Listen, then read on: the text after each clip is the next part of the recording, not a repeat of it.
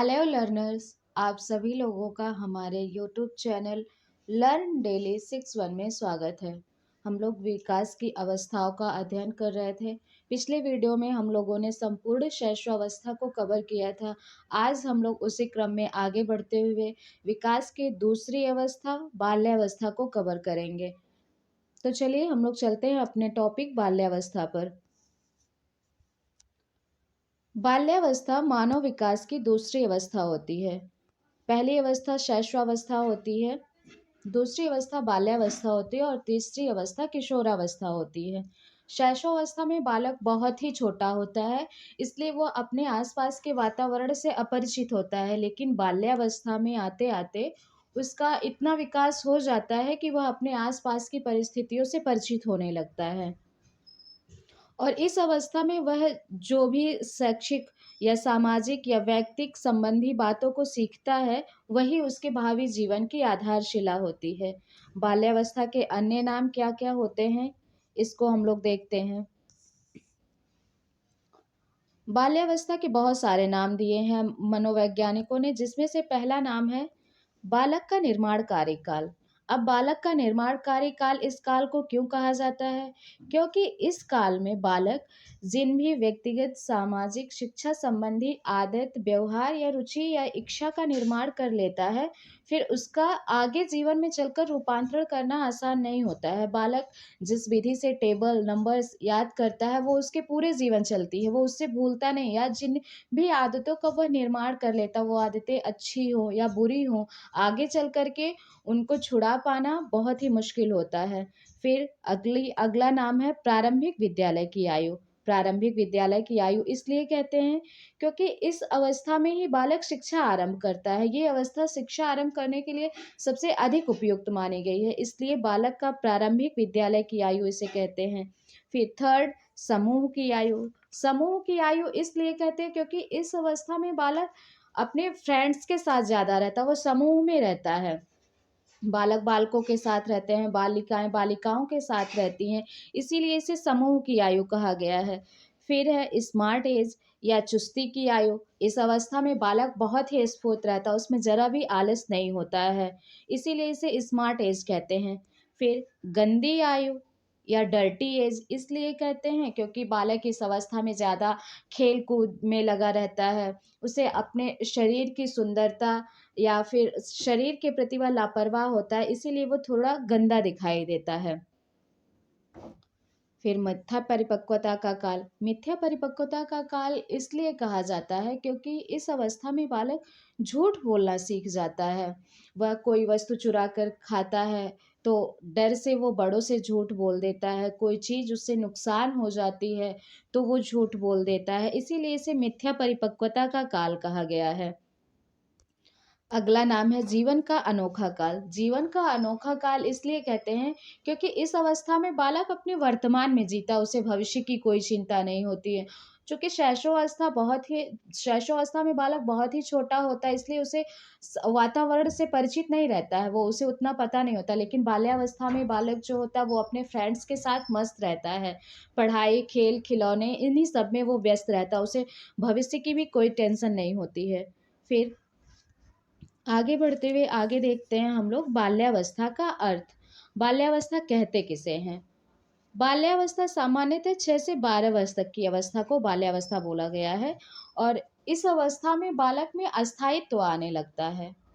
शैशवावस्था में बालक अस्थायी होता है, उसका विकास अस्थायी होता है, लेकिन इसमें आते-आते बालक का विकास जो होता है वो अस्थायी तो आने लगता है उसमें।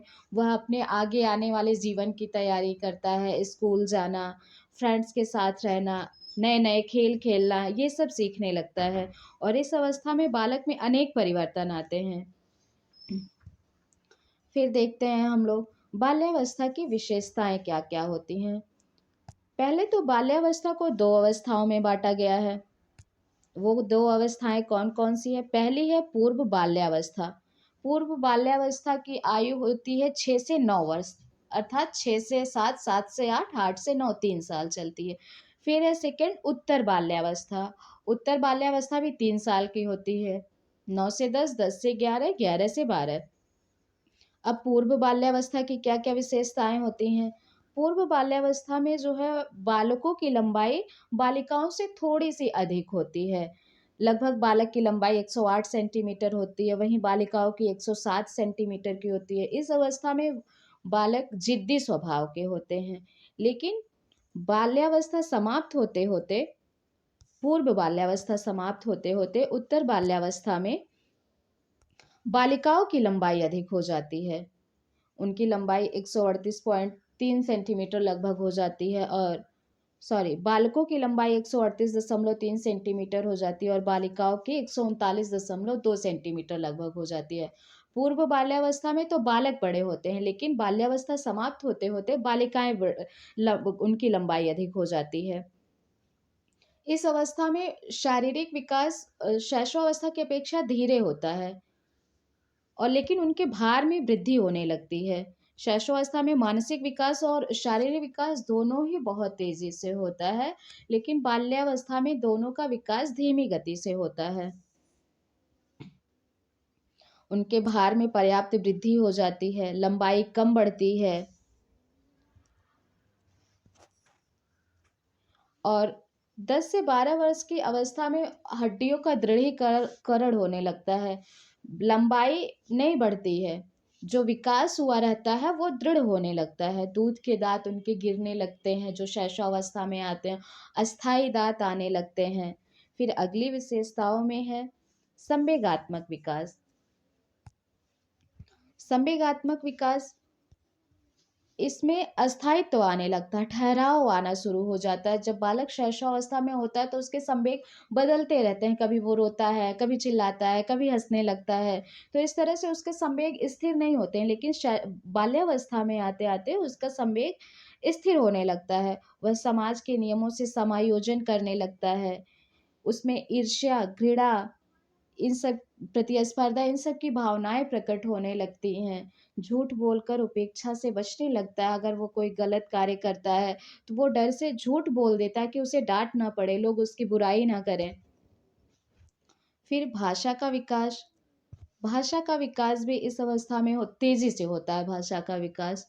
लेकिन बालकों का भाषा विकास बालिकाओं से अच्छा नहीं होता। बालिकाओं का भाषा विकास बालकों से अच्छा होता है। उनके शब्दकोश अच्छे होते हैं बालिकाओं के, उनके बोलने की शैली बालकों से अच्छी होती है। फिर मानसिक विकास तो धीमी गति से होता है, लेकिन मानसिक योग्यताओं में वृद्धि होने लगती है। उनकी वस्तुओं के प्रति रुचि बढ़ने लगती है, उनकी अस्थायी स्मृति में वृद्धि होने लगती है। फिर विशेषताओं में देखते हैं और वो समय, दिन, वर्ष, छोटी घटनाओं का उल्लेख करना, ये सब उन्हें याद होने लगता है। उन्हें दिन याद हो जाता है, ईयर याद रहता है। फिर अन्य विशेषताओं में है जिज्ञासा की प्रबलता। चूँकि बाल्यावस्था में बालक बड़ा हो जाता है, शैशवावस्था में भी वो शैशवावस्था के लास्ट तक उसके प्रश्न होते हैं कि क्या है, यह वस्तु क्या है? ये जानने की कोशिश करता है। लेकिन बाल्यावस्था में बालक इतना बड़ा हो जाता है कि वो जानता है कि यह क्या है, लेकिन वह यह जानना चाहता है कि यह क्यों है, कैसे है? बालक जिन वस्तुओं के संपर्क में आता है, वह उन सब के विषय में जानना चाहता है और हर एक चीज़ के बारे में सूचनाएँ एकत्रित करता है। फिर अगली विशेषता है आत्मनिर्भरता की भावना। बालक बाल्यावस्था में इतना बड़ा हो जाता है कि वह स्वयं के व्यक्तिगत कार्य खुद कर लेता है, जैसे नहाना-धोना, कपड़ा पहनना, स्कूल जाने की तैयारी, ये सब कार्य वो स्वयं करने लगता है। फिर अगली विशेषता है रचनात्मक कार्यों में रुचि। बाल्यावस्था में बालकों में रचनात्मक कार्य की रुचि भी देखने को मिलती है। वह बगीचे के कार्य करता है, लकड़ी, कागज़ या किसी अन्य वस्तु से कुछ बना देना। बालिकाएँ भी घर में कोई न कोई कार्य करना चाहती हैं अपने बड़ों के साथ, जैसे सिलाई, बुनाई, कढ़ाई, अन्य नए-नए कार्य सीखते हैं बच्चे। फिर अगली विशेषता है संग्रह प्रवृत्ति का विकास। रचनात्मक कार्यों के साथ-साथ इनमें संग्रह करने की प्रवृत्ति भी जाग जाती है। ये जैसे बालक जो होते हैं वो पुराने स्टाम्प हो गए, गोलियाँ, खिलौने, मशीन के कल पुर्जे, पत्थर के टुकड़े ये सब एकत्रित करके रखते हैं और बालिकाएँ जो होती हैं वो खिलौने, गुड़िया, कपड़े के टुकड़े ये सब इकट्ठा करके रखती हैं। फिर अगली विशेषताओं में है सामूहिक प्रवृत्ति की प्रबलता। सामूहिक प्रवृत्ति की प्रबलता से तात्पर्य है इस समय में बालक जो है वो अधिक से अधिक समय दूसरे बालकों के साथ व्यतीत करता है, अपने फ्रेंड्स के साथ रहता है और बालक प्रायः किसी न किसी समूह का सदस्य बन जाता है, उनके ग्रुप बने होते हैं, उनका सदस्य बन जाता है और उनके अपने कुछ नियम होते हैं जिसको वो मानता भी है। फिर अगली विशेषताओं में हम लोग देखते हैं बहिर्मुखी प्रवृत्ति का विकास। शैशवावस्था में बालक बहुत छोटा होता है, वो अंतर्मुखी होता है, वो एकांत प्रिय होता है, बस स्वयं से प्रेम करता है, लेकिन बाल्यावस्था में बालक जो होता है वो बहिर्मुखी प्रवृत्ति का हो जाता है। वो बाहर घूमना चाहता है, बाहर की वस्तुओं को देखता है, दूसरे के विषय में जानना चाहता है और बहिर्मुखी होने के कारण ही वो समाज में बहुत अच्छी तरह से एडजस्ट कर लेता है। फिर है सामूहिक खेलों में विशेष रुचि। इस अवस्था में बालक सामूहिक खेलों में अधिक भाग लेता है और खेल बालक की विशेष आदत होती है। बालक बालकों के साथ खेलते हैं, बालिकाएं बालिकाओं के साथ खेलना पसंद करती हैं, बालकों में सखा भाव विकसित होने लगता है, बालिकाओं में जो है सखी भाव विकसित होने लगता है और दोनों के खेलों में भी अंतर होता है। बालक बैट बॉल खेलते हैं, बालिकाएं खो खो या अन्य कोई खेल खेलती हैं। फिर सामाजिक एवं नैतिक विकास। इस अवस्था में बालक में अच्छी आदतें जैसे आज्ञा मानना, अपने बड़ों का कहना मानना और सद्भावना, दूसरों की मदद करना, सहनशीलता, ये सब नैतिक गुण, सामाजिक गुण भी उनके अंदर आ जाते हैं और उनका जो व्यवहार होता है, वो दूसरों की प्रशंसा और निंदा पर आधारित होता है। वो ये चाहते हैं कि हर कोई उनसे प्रसन्न रहे, इसलिए वो अच्छा कार्य करने की कोशिश करते हैं, कोई उनकी बुराई ना करे। फिर है सुषुप्त काम प्रवृत्ति। चूँकि काम प्रवृत्ति बालक में जन्म से ही होती है, लेकिन शैशवावस्था में वो ज़्यादा होती है, फिर किशोरावस्था में भी ज़्यादा होती है, लेकिन बाल्यावस्था में वो सुषुप्ता अवस्था में होती है। बाल्यावस्था में बालक-बालिका में समलिंगी प्रेम भावना का उदय होता है। समलिंगी अर्थात बालक का बालकों के प्रति, बालिकाओं का बालिकाओं के प्रति सखा भाव या सखी भाव विकसित होता है। तो ये हो गई बाल्यावस्था की प्रमुख विशेषताएं। अब हम लोग आगे बढ़ते हैं, देखते हैं कि बाल्यावस्था में शिक्षा का स्वरूप कैसा होना चाहिए।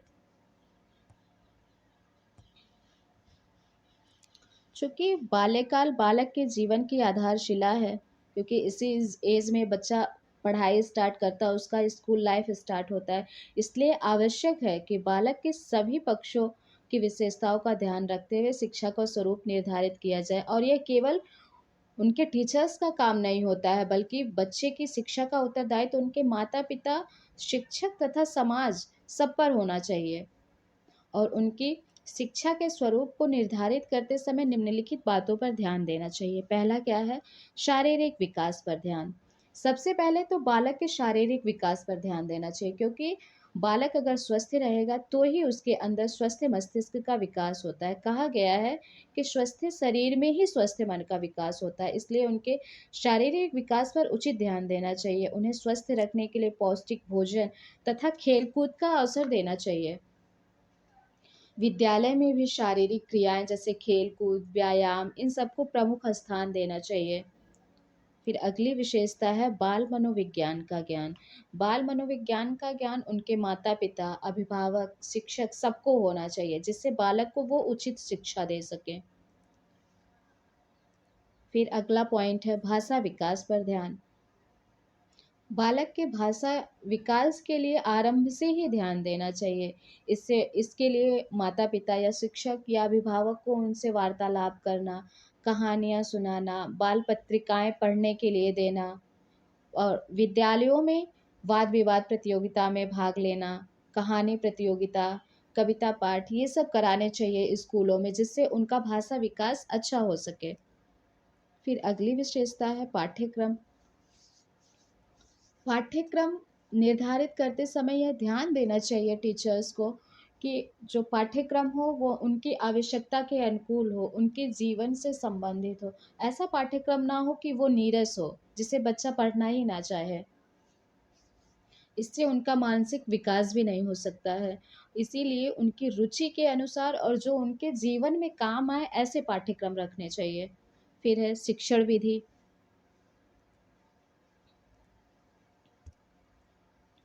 शिक्षण विधि ऐसी होनी चाहिए जो उनकी रुचि के अनुसार हो, जैसे खेल हो गया, क्रिया मतलब करके सीखना। इसके लिए विभिन्न शिक्षा प्रणालियाँ हैं, जैसे किंडरगार्टन हो गई, मॉन्टेसरी हो गई, बेसिक हो गई, प्रोजेक्ट हो गई, डाल्टन, इन सब विधियों का अपनाना चाहिए।